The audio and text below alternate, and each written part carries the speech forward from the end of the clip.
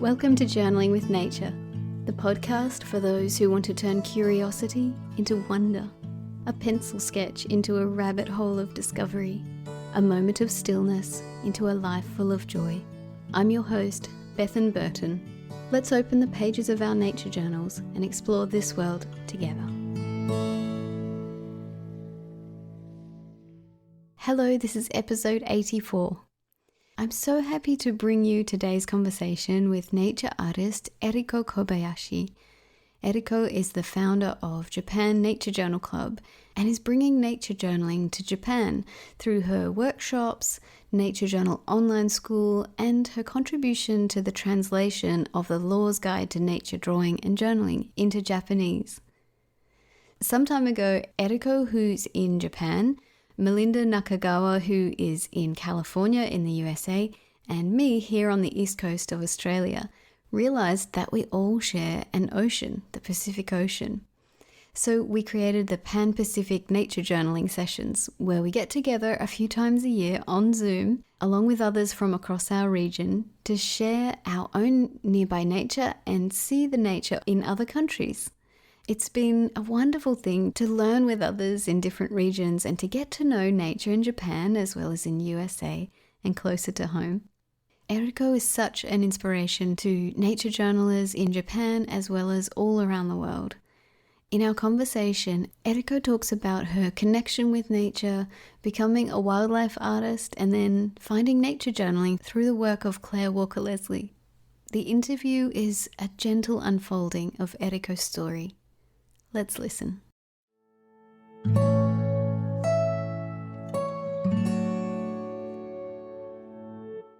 Thank you so much for being here. I'm really looking forward to chatting today about your nature journaling journey.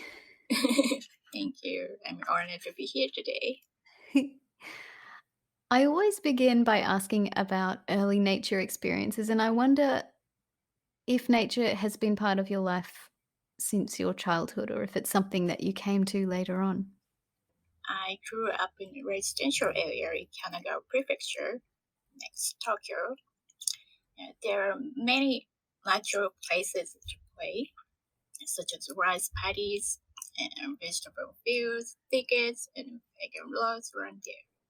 So those were my playground. So those experiences have sustained me throughout my life.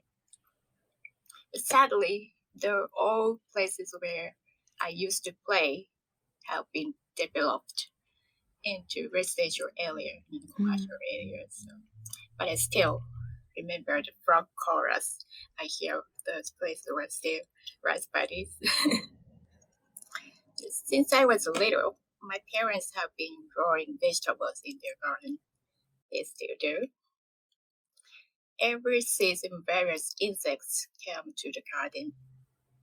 For example, cabbage butterflies, or caterpillars on the leaf, ladybugs, beetle caterpillars in the soil. So I became interested in them and naturally fell in love with insects. At the time, there were not many girls who likes insects. When I was elementary school, I was called crazy girl by boys in the neighborhood and class. One of the episodes I still remember is when I was in kindergarten. I was 5 years old. The teacher asked the children, "What is your favorite animal?" The children replied, "Elephants, giraffes." My answer was Shiroten hanamuguri. This is a flower-eating beetle. Oh, wow. It's called an oriental flower beetle in English. It has a metallic olive green body with white spots on its back. Teacher couldn't figure out what it was. I was proud of myself for its name, its long name. My parents grew up in the countryside. There were not particularly fond of living things. They were born just as World War II was ending. So food was more important to them. Maybe they didn't have time to focus on living things, or maybe just didn't care because there are so many living things around them, just normal things. So people don't pay much attention to ordinary things. But they loved living in the countryside, and it took my blood and me to play in the field every weekend. And in the spring, we enjoyed going to the field to pick wild vegetables, such as mugwort and green onions like chives. And the sprout of a tree called taranoki are delicious when cooked as tempura. In summer and autumn, we would pick wild berries and chestnuts. It was a delightful and enriching experience. I caught fish, frogs, and insects in the stream in a rice field. For me, an insect net was always a must-have item when I went out. It had all kinds of creatures in my aquarium, like crayfish, frogs, and grasshoppers, and mantises, and beetles, and stag beetles, or even snails. And I even killed them, actually. They would die when the time came. But those experiences taught me about life, how delicate life is. At the same time, I also love to draw and drew pictures of animals all the time. I saw sparrows, dragonflies, flying birds, and other creatures in the field. I love to draw wild animals such as werewolves and bears I saw on the TV animal shows. I love your early nature experiences. That was beautiful. And I loved the story of telling your teacher your favorite animal. You must have surprised her. Yes. So it really was natural that because you loved nature and you loved art right from the beginning, so it was natural that you come to nature art and nature journaling. And I wonder if you could tell me about that. How did you find nature journaling?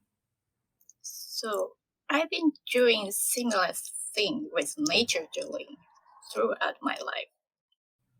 So even though I didn't know what it was called nature journaling.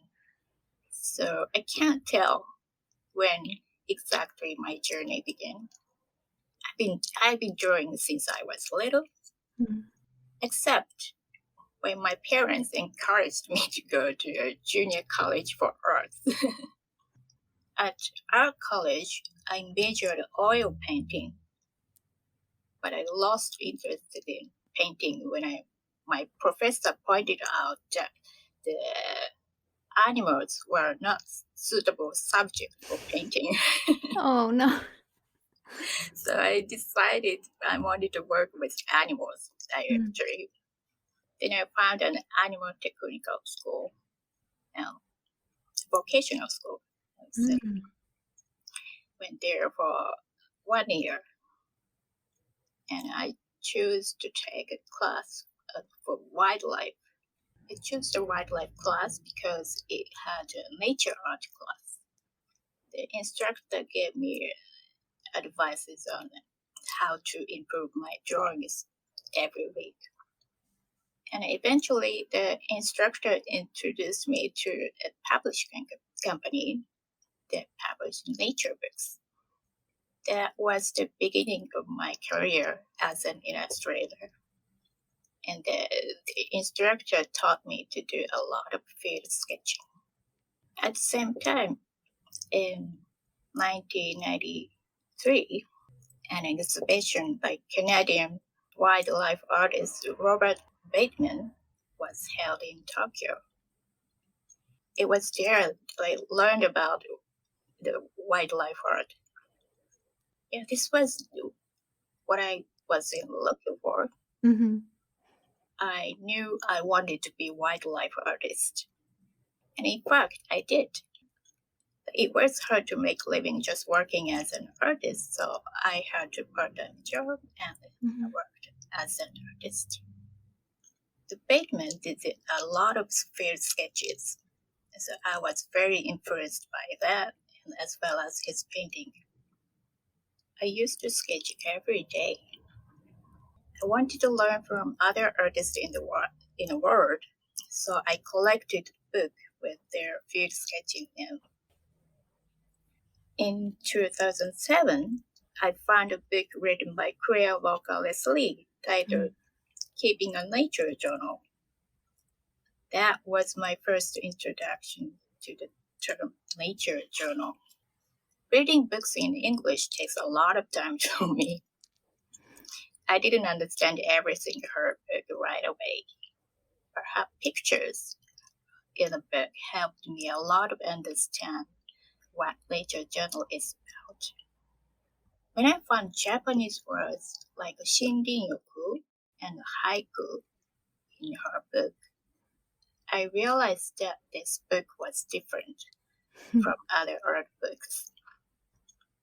I started to include writing in my sketches sometimes. But it was like a nature diary back then. Sometimes I wrote like that, sometimes not.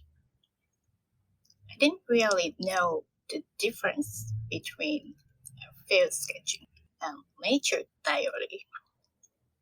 But in 2013, when I had a baby and she was about 3 years old, I had a picture of my mind of Claire drawing with her daughter on her desk that I had seen before.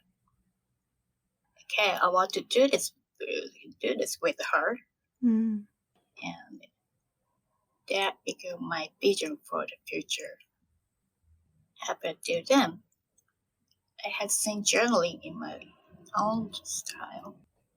I decided I needed to read. I needed to relearn it. Mm. That was in 2017. At the same time, I found a book written by John B. Rose. The title of the book is The Rose Guide to Nature Drawing Journaling. That was the beginning of my real nature journaling journey. So Clare Walker Leslie was your first introduction, the first book, and then John Muir Laws. And you had a chance to meet them both at the first Wild Wonder conference in person. I would love to hear more about that experience for you. I discovered the term nature journal through Clare's book.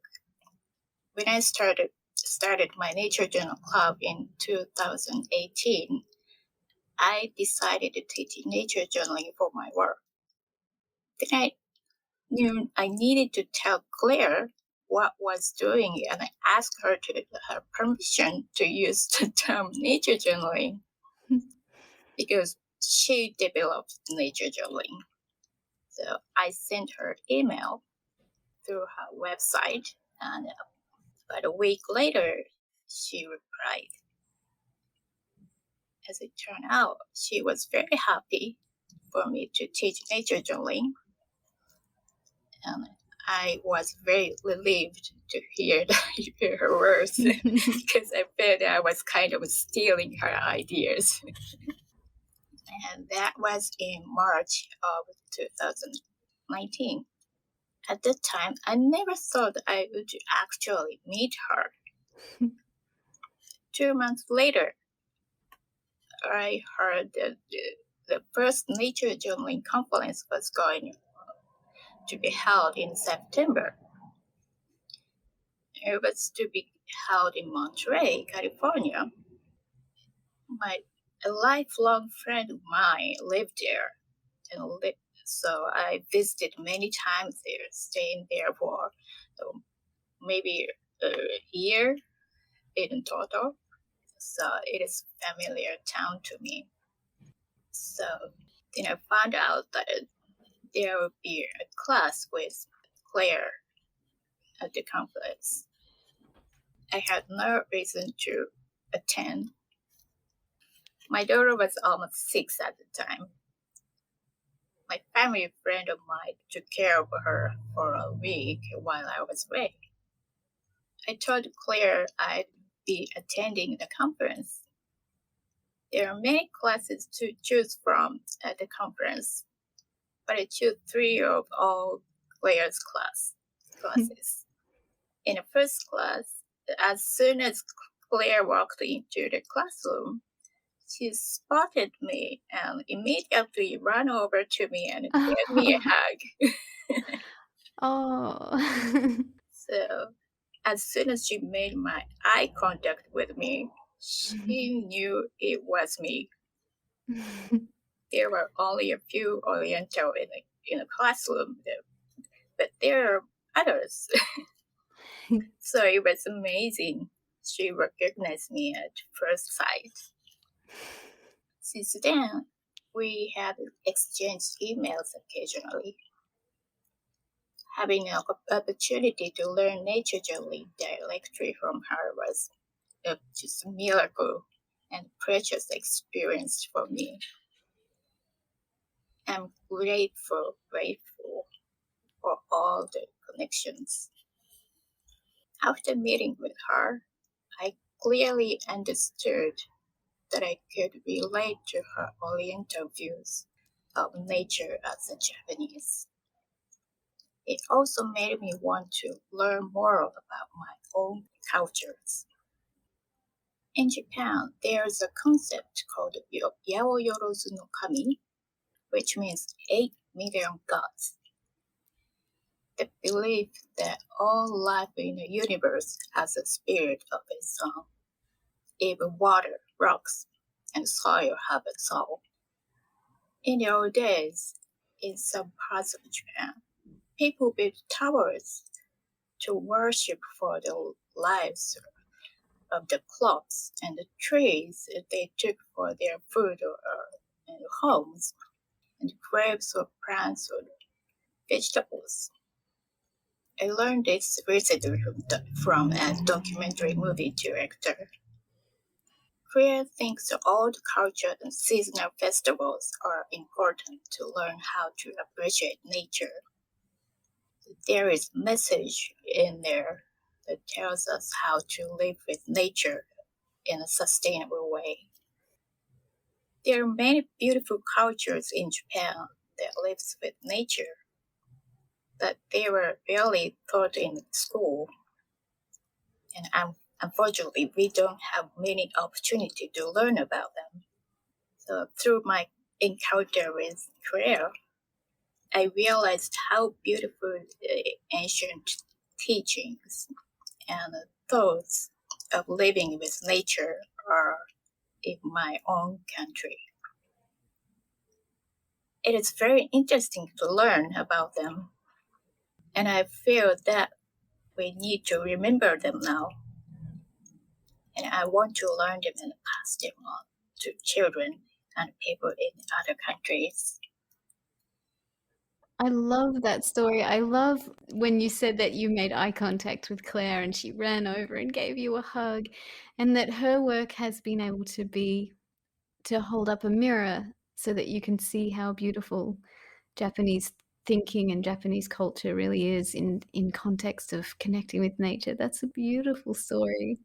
Okay. I would love to hear a little more about your experience of starting Japan Nature Journal Club and how that was for you.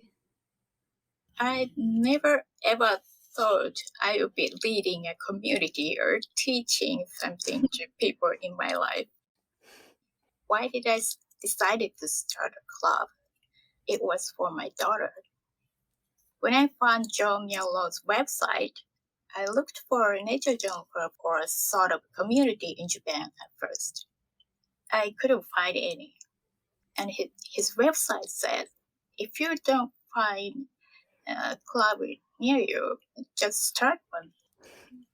I just thought, oh, this is it. but I didn't know how to start one. So I sent Jeff an email asking him how to start a club. I wasn't sure if it would be possible to do the same way in Japan as in the US, but my feeling was moving forward, so I decided to start something anyway. First, I imagined us making a small local club in a town of Canada where I was living at the time.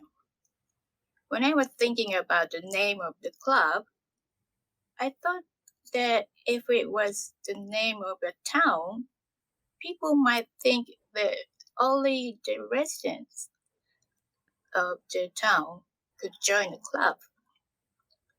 What about the name of the province? People might think only people from the prefecture can join the club. And in the end, the name that remained was the big name, Japan Nature Journal Club. At the time, Emily Ligling and John Mullers were writing how to teach nature journaling.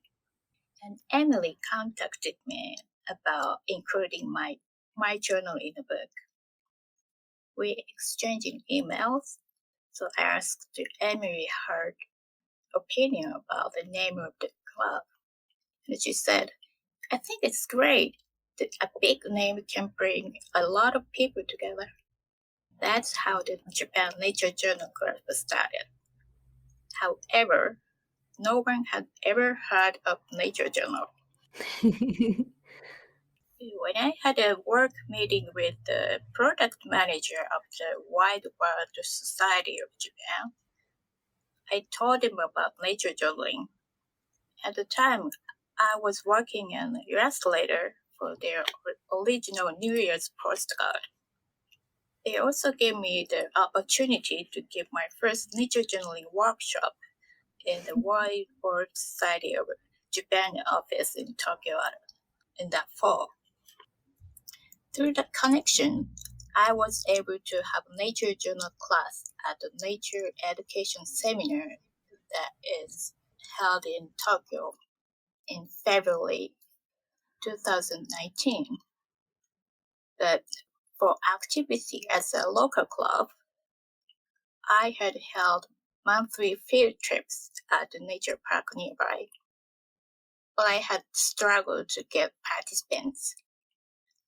I posted information on a message board in my daughter's nursery school and advertised on the event ad page of a local newspaper. But you can keep only a small ad space for 5 by 5 centimeters, so it's not big enough to tell what nature journal is. There were usually only a few participants, and sometimes no one showed up. On Saturday, my daughter and I would take a walk in a park and do nature journaling for myself. We did field trips there for 2 years. On one of those trips, Kuniko Kikuchi, whom you interviewed as another guest, joined us. She's still doing nature journaling after 3 years. Since moving Kochi, I have been fortunate to have more opportunity to teach nature journaling than ever before. I have 2 public events this month, and next month I will be teaching nature journaling to children and teachers at the local elementary school. The last fall, I found and connected with an organization that promotes nature activity in this prefecture, and that helped me to expand my efforts.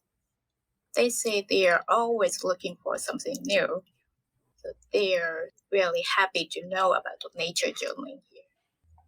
It's wonderful, wonderful that you're opening that up to the world and you chose this name. And like Emily said, it's a big name for encompassing a lot of people and bringing people in. And I love that you're telling people about nature journaling and opening this new world for people. And another way that you've been involved in that is that you have been part of the translation of the Law's Guide to Nature Drawing and Journaling into Japanese. And I'd love to hear more about this project and how it came to be. Okay. In the last October, I got an email from a translator. She was been working on translating a book by John Muir Law's Guidebook to Nature Drawing and Journaling. But she didn't know much about nature journaling. So she looked up on the internet and found my name. And there's a chapter in a book that says, find and join a nature journal club in your area. What she emailed me was asking for my permission to include the name of Japan Nature Journal Club in the book. And she also wanted me to check her draft translation. She was struggling to translate the technical words around nature and art. She gave me 3 weeks to do it, but in the end, I couldn't check everything. It took 2 months. Mm-hmm. I didn't use Google Translate, but bought a professional version of the translation app to check the translation. The technical words for arts and bird anatomy was easy to fix because I was knowledge about them. There were some parts that I was not certain about without checking with someone who knows his thoughts well. For those parts, I checked the meaning with Melinda Nakagawa, Mm-hmm. one of Mr. Rowe's most trusted instructors. At first, I wasn't sure I couldn't be of any help to the professional translator, but I'm glad what I have been doing all these years is helping people to connect with nature. And the book is now in the second round of translation for refinement. That's a very, very exciting project. I love hearing about that. I would love to know what nature looks like where you are and when you go outside. What sort of things do you see? I live in a town with mountains and rivers. We live in Kochi Prefecture in Shikoku, and I moved here 2 years ago from Kanagawa. The river called Nyodo River, which is said to have the clearest water in Japan. It has a brand name, Nyodo Blue. My daughter uses the shallows of the river as a swimming pool in the summer. There are many small fish, crabs, and small frogs called kajika frog, that lives in clear water. There are also pit brothers, so you have to be careful. The river has a lot of fish, such as gobbies, ayu, called sweet fish, freshwater crabs, and shrimps.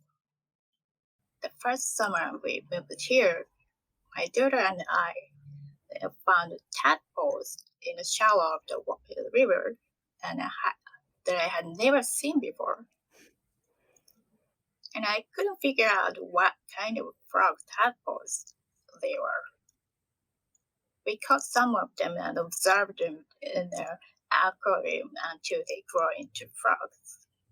And when I found out they was a kajika frog, I was more excited than my daughter. My daughter used to be afraid of frogs when she was in Kanagawa. But now she says, they're so cute. But now she can put them on her hands, and we went to release the baby frogs to the river where they are. The last year, on the first day of her summer vacation, we found a brown hawk owl family in an old tree near our house. The trunk of the tree was hollow, and looked like something else would be like. And I never thought really we could see the owls there, really. On that evening, we found a little owlet on the ground under the tree. It looked just like a little Totoro. So I said, "Look, what is that?" I whispered to my daughter. I had never seen such a small owlet before, so I really don't know what it was at first. Yeah. Strange. It looked like something strange creature. But the next moment, my daughter shouted, "Hey, look up! There are more up there." Wow. Then we saw 3 juveniles there that seems to be just fledged from their nest and perched on the branch. And their parents looking down at us with round yellow eyes. What should we do with that baby owl? We slowly approached the owl chick and held it and sat it on a tree trunk as high as I could go. As I caught the baby bird, I talked to the parent birds. Your baby was falling, and I'm going to put it here. I won't take it home with me. They didn't say anything. I put a little one on a tree trunk. Then we're on the way to the river, nearby river, so we played at the river for a while until dusk. And on the way back, when we passed under the tree, the baby was on the ground again. Oh. It's getting dark, so I picked up the little owlet again and tried to put it on the tree again. What happened was, as soon as I heard the owl, the parent bird attacked us without sound. They flew right under my nose. I realized I forgot to talk to them like I did the Oh. first time. Oh, wow. I learned that they understand human language. We are hoping the little one to survive. So we got up early the next morning to look for the baby. Unfortunately, we didn't find the little one anymore. It must have dropped on the ground again and be killed by a predator, like a domestic cat or something. Then 2 days later, the family took off from the tree. If the chick had survived, I wonder if the parent bird would have waited a while for him to grow up. It's sad, but that's nature. Hmm. We live in a corner of a residential area, and in early summer, many fireflies appear in the street and run through the middle of the residential area. The water is clear, but the stream is more like a narrow canal than a beautiful natural stream. So if you walk there in the daylight, you would never imagine that fireflies live there. I could put the fireflies in my daughter's hand and let her make a lantern. I feel so lucky to be able to give my daughter such an experience. And there are many insects such as butterflies and dragonflies that can only be seen in western Japan, as well as many plants. The back of our house is a mountain, and during the spring migration season, we can hear the call of the fairy pittas. It's one of the birders want to see the most. And we can drive 10 minutes from our house to the ocean, and you can play on the beach and enjoy while watching in the summer. And right behind our house is a beautiful shrine with a long history, with mountains, farming, rural areas, rivers, and the ocean all nearby. Wow. It's heaven for me. Moving requires a great deal of decision and effort, but I can say that my choice was the right one. And it is a great relief to me to be able to let my daughter play in the nature while she is still young. I love that. I love that you have made that decision to move to this beautiful nature-rich place and that your daughter's experiencing all these things like the owlets and the fireflies in her hand, and it's amazing. So I know that after reading Clare Walker Leslie's book and then having your daughter, it was a dream of yours to journal together, nature journal together. And I'd love to hear a little about that, your experiences nature journaling together. I wanted to nature journal with my daughter, so I started to teach nature journaling. My daughter is now 8 years old. I found that she had started to go her own way. So I'm not trying to force her to work with me now.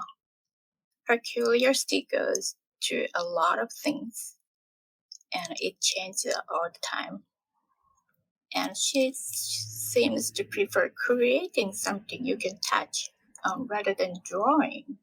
So I thought your child don't grow up the way your Yeah. parents want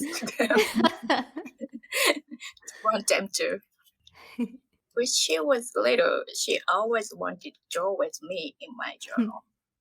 And I still have her drawing from those days. But these days, she's starting to have her own work. So now she only draws when she feels like it. Then I had a little trouble with her recently. What happened was, when she drew a picture, she had frustrated that she couldn't draw as well as I do. Oh, she wants me to tell her whether her drawings are good or bad.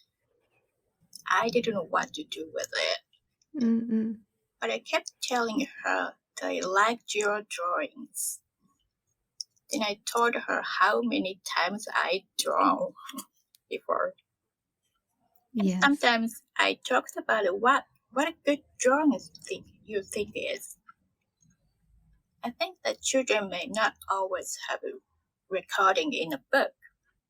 So I intentionally asked her, why do you think this happened? Why do you think it's shaped like that? And we have a small monthly diary calendar at home. And she looked forward to tearing it out every day. It tells us the phases of the moon. And in Japan, there are 27 seasons in a year called 24 sections. And each season has its own name. She knows when the moon is full and when it is new, better than I do. She often picks up and found something interesting what I would probably enjoy. And there is one unforgettable memory from when she was 4 years old, and we were walking home from nursery school. It was evening. It was getting dark.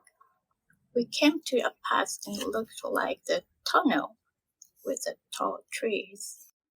And my daughter saw a puddle in the middle of the path. And she wondered why the water in the puddle was black. She said, why is the water black? Did someone put ink in it? I said, I wonder why. I held her hand and we walked through the tunnel.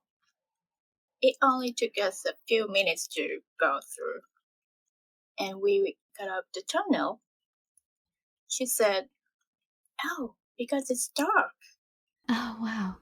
I was amazed what she said because I had heard that small children only understand what is right in front of them. My children's book editor had taught me how to make picture book for my first book, and she had taught me that small children can understand natural phenomena. But I believe children know everything about how the world is connected with their senses. As we grow up, we forget this, and so we may think that children don't know anything. So if we misunderstand that children are empty and try to stuff them with too many things, so they will lose themselves, even though they already have everything they need. I thought a parent just should be their supporters. But that is sometimes difficult for a parent. Yes. It is important to keep a child's point of view all the way into adulthood. Mhm. I think nature journaling allows us to do that.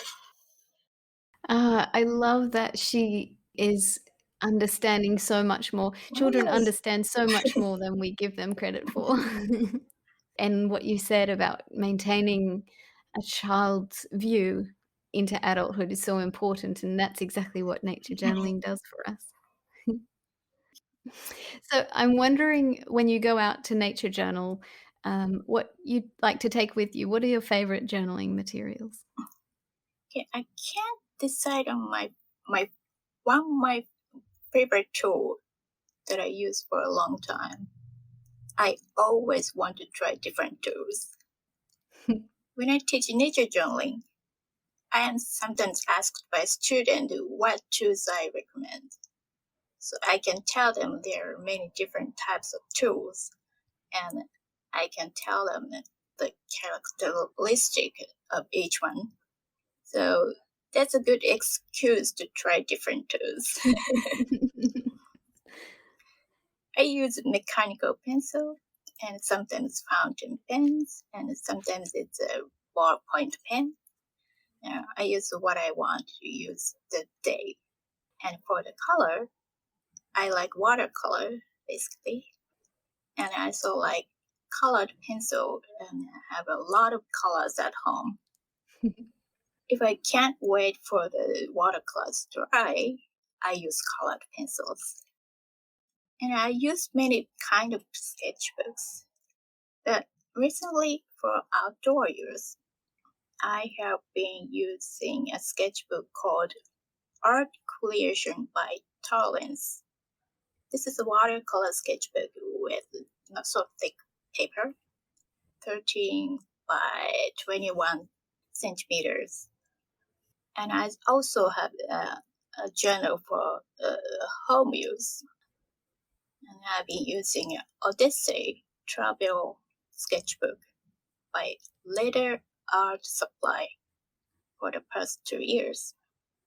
This is a little larger than the outdoor sketchbook, and the paper is a little thinner.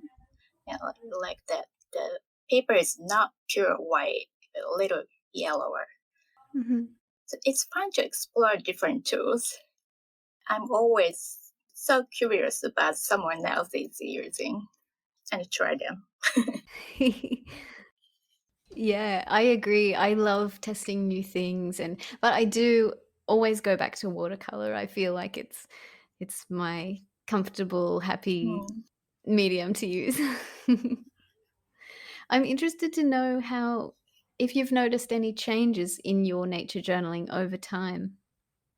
I recently noticed that when I painting a watercolor of a bird for the first time in a long time while ago, my focus was only judging whether it was not or good. On the other hand, when I am nature journaling, I am trying to enjoy new discoveries, and I enjoy thinking. To be honest, I wouldn't say I don't judge at all. That clearly I felt the direction of my awareness was different between watercolor painting and nature journaling. Mm. It is not about whether one is better than the other. It's just they're different. I like to think about many things. Even when I was young, I like psychology and philosophy and neuroscience, and I have a hunger to seek out the truth of things. Mm. So I used to think that the way for me to do that was create artwork with a message. But nature journaling was expanded my world even more. I used to only draw in my sketches, but now I do a lot of writing. I was never good at verbalizing my thoughts. So my favorite part is I wonder. It's so interesting to come up my mind that I never considered before starting to write. Wow. Thank you so much for joining me on the podcast and for sharing your stories and your thoughts and all these beautiful insights. I really appreciate it. And I find you very, very inspirational. So I'm really happy to have had the chance to chat with you. It was nice to talk with you.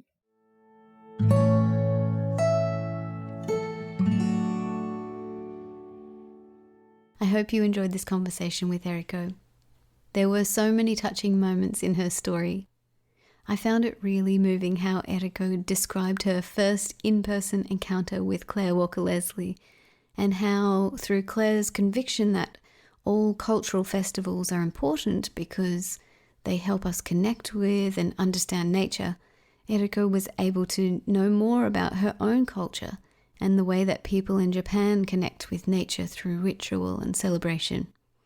I also loved the stories of being out in nature with her daughter, the story about the little fallen owlet and speaking with the owls and explaining what she was doing as she gently put the baby back on the branch showed a deep respect and care for nature.